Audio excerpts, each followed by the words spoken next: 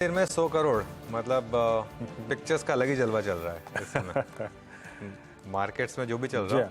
Good afternoon Anuj. Good afternoon. बिल्कुल good खैर afternoon. अच्छा है अनुज। हाँ, किसी भी चीज में लंबे समय से चली आ रही मायूसी जब टूट जाए, रंगत फिर बिखर जाए तो अच्छा ही है। 100 करोड़ एक हफ्ते में, वाकई दिल खुश हुआ। एब्सोल्युटली वीरू, इसमें कोई डाउट नहीं है कि एटलीस्ट कुछ एक सेक्टर के लिए एक अच्छी चीज़, और एक बहुत ही इंपॉर्टेंट सेक्टर है ये हमारे लिए, इसके लिए एक अच्छी चीज़, क्योंकि जब फिल्में चलती हैं तो सिर्फ फिल्में नहीं चलती हैं, उससे जो जुड़े लोगों को कारोबार मिलता है, वो F&B रेवेन्यू बढ़ता है, ट्रैवल बढ़ता है, सब कुछ बढ़ता है। तो इसके लिए खैर मार्केट की बात करते हैं अब। और जैसा मैंने हेडलाइन में कहा, अच्छी रिकवरी, हालांकि रेड है आज फिर से। किसी भी समय हमने ग्रीन देखा नहीं है, लेकिन चांसेस हैं कि अब 2 से 3.5 के बीच में शायद आप ग्रीन देखेंगे। और एक बहुत बड़ा कारण उसका रहा है 2 बड़े सेक्टर्स का चलना। पहला है IT और दूसरा है रिलायंस। रिलायंस ने सुबह सुबह इंडिकेशन दिए थे आपको कि चलने के लिए तैयार है, और IT में सुबह से एक अच्छी बाइंग रही सेलेक्टिवली, और रिलायंस अब डे हाई पर, इसी ने मार्केट को सहारा दिया। हालांकि बैंक निफ्टी ने फिर थोड़ा सा अंडर परफॉर्म किया, ये एक थोड़ा सा मार्केट के लिए निराशा वाली बात है, लेकिन फिर भी एटलीस्ट जो सुबह एक मामला लग रहा था कि बहुत खराब मामला है, उसके मुकाबले तो आज चीजें इस समय अभी के लिए अच्छी लग रही हैं। बीरू अनुज, ये तो रही रिकवरी। और देखिए, अगर मैं आपसे 2 प्रश्न पूछना चाहूंगा, इंडस्ट्रीज पे अप्रोच क्या रहेगी। जैसे कि आपने कहा कि निफ्टी बैंक अभी तक वो कन्विक्शन लौटा नहीं पाया है, निफ्टी IT का एडवांटेज है, रिलायंस का एडवांटेज है, तो क्या 2 प्रोस्पेक्टिव से देखना चाहिए कि मैं इंडस्ट्रीज को, जैसे कि वो 19,500 रुपए का लेवल था, 19,543, क्या उसके नीचे सेल ऑन राइज की अप्रोच रखूं, और अगर स्ट्रेंथ को प्ले ही करना है तो बेटर डेस्टिनेशन रिलायंस है, बेटर डेस्टिनेशन IT है?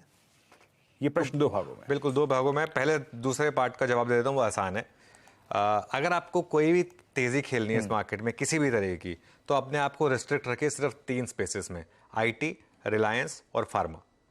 बस ये 3, उससे ज़्यादा कुछ नहीं। अगर आपको तेजी ही अप्रोच करनी है मार्केट में तो ये 3 सेक्टर, और अगर आपको मंदी अप्रोच करनी है इस मार्केट में तो बैंक निफ्टी। बहुत क्लियर डिस्टिंक्शन इस समय इस मार्केट का है। तो ये आ गया आपके दूसरे सवाल का जवाब। आता हूँ पहले सवाल के जवाब पर। देखिए, निफ्टी में जब तक वो 19,500, 19,550, 543 जो भी लेवल कह लीजिए आप, ऑलमोस्ट हम सेम ट्रेजेक्टरी में आते हैं, जब तक वो क्रॉस नहीं होता तब तक हर रैली जो है वो सस्पेक्ट होगी। किसी भी रैली पर मैं भरोसा नहीं करूंगा जब तक आप 19,500 को पार ना कर लें और उसके ऊपर ना टिक जाए। हाँ, अगर उसको पार कर लिया हमने और उसके ऊपर टिक गए तो मैं इस रैली को बोलूँगा कि चलो ठीक है, थोड़ा सा और वोट ऑफ कॉन्फिडेंस मिलेगा। एक चीज़ जो हुई, आज सुबह का निफ्टी का लो देखिए आप, exact 50 day exponential moving average, तो एक बार के लिए निफ्टी ने वो बचा लिया। लेकिन आपको याद होगा निफ्टी ने 20 डे में भी यही किया था, पहला test exact on the dot बचाया था, और तब लग रहा था कि बचा लिया हमने 20 डे, लेकिन उसके बाद हमने वो गिव अप कर दिया। अब मेरी परेशानी यही है कहीं 50 डे के साथ भी यही ना हो रहा हो, ये मुझे एक रिस्क लग रहा है मार्केट में इस समय लेकर। और इसके लिए आखिरी घंटा बहुत महत्वपूर्ण है। देखते हैं आखिरी घंटे में क्या होता है मार्केट में, क्योंकि अगर 19,240 टूट गया, आजकल वो 19,257, 50 डे में 19,240, अगर ये 19,240 टूट गया वीरो, तो फिर और 500-600 पॉइंट की डिक्लाइन ओपन हो जाएगी निफ्टी में, इस चीज़ का ध्यान रखिएगा। लेकिन क्योंकि रिलायंस और IT ने संभाल लिया मार्केट को, तो लग रहा है कि एक बार के लिए तो मार्केट उस लेवल पे सपोर्ट लेगा। बैंक निफ्टी की जहां तक बात है, बैंक निफ्टी ने तो खैर 20 और 50 ऑलरेडी कंफर्टेबली ब्रेक कर दिया। अब बात हो रही थी 100 एक्सपोनेंशियल मूविंग एवरेज की, आज सुबह उसको बचाया बैंक निफ्टी ने।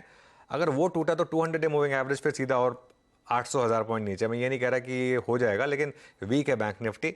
यहाँ मेरा अभी भी कन्विक्शन नहीं है बाय करने का। यहाँ पर मैं अभी भी वेट करूंगा कि थोड़ी एटलीस्ट लार्ज बैंकों में, HDFC बैंक में, SBI में, ICICI बैंक में एटलीस्ट थोड़ी स्टेबिलिटी वापस लौटे, फिर देखेंगे कि लॉन्ग ट्रेड लेना है या नहीं।